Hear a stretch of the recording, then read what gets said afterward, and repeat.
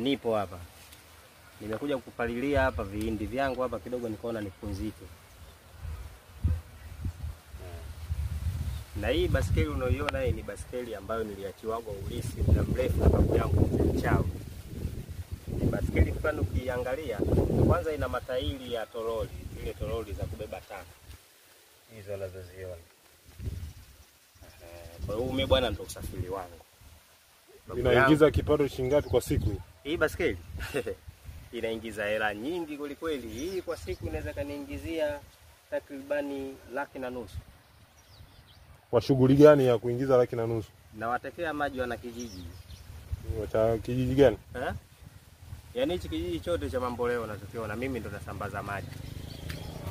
Sima kile pale. Tunawasambazia maji. Ni baskeli ya muda mrefu. Babu yangu aliniambia, sawa, umiliki gari, umiliki ndege na hata baskeli pia.